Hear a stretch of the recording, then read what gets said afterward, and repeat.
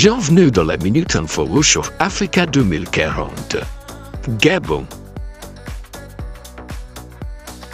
Les députés et sénateurs de la transition réunis en Assemblée constituante ont achevé l'examen du projet de constitution, étape clé vers le retour à un régime civil promis par la junte après le coup d'État de 2023 qui a marqué la fin de la dynastie Bongo. Burkina Faso. C'est dans une vidéo d'une dizaine de minutes diffusée dans la soirée du 23 septembre sur la radiodiffusion-télévision du Burkina que le ministre burkinabé de la Sécurité, Mahamadou Sana, détaille ce qu'il présente comme le scénario de plusieurs tentatives de déstabilisation fomentées selon lui depuis les pays voisins. Sénégal.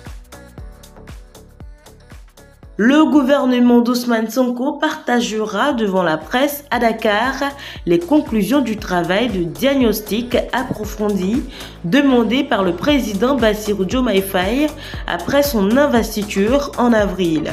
Le gouvernement s'exprimera sur les problèmes identifiés et les mesures de mitigation de cette situation héritée selon les services du Premier ministre.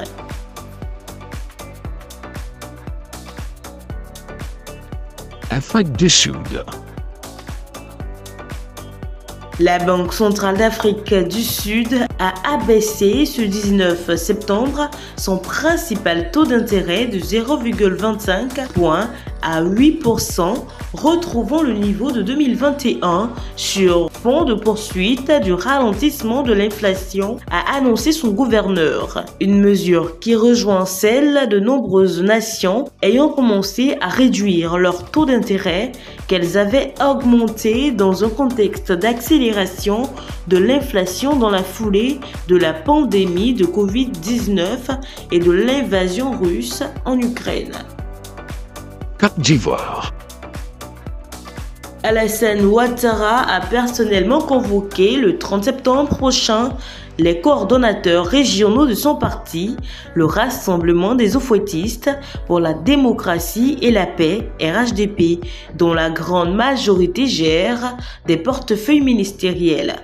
L'ordre du jour de cette rencontre inédite n'a pas fuité, mais selon nos informations, le chef de l'État entend réaffirmer son autorité. Niger. Un an après sa création, le Conseil de résistance pour la République, mouvement d'opposition à la junte nigérienne, a été dissous. C'est son fondateur, Rissa Agoula, qui l'a annoncé le 25 septembre via un communiqué. Mais pour l'ancien ministre de Mohamed Bazoum, cette dissolution n'est en réalité qu'un pas de plus vers la lutte armée. À l'international. Erreur, manquement à plusieurs niveaux, manque de communication et de leadership des élus du Congrès américain descendent les secrets de service.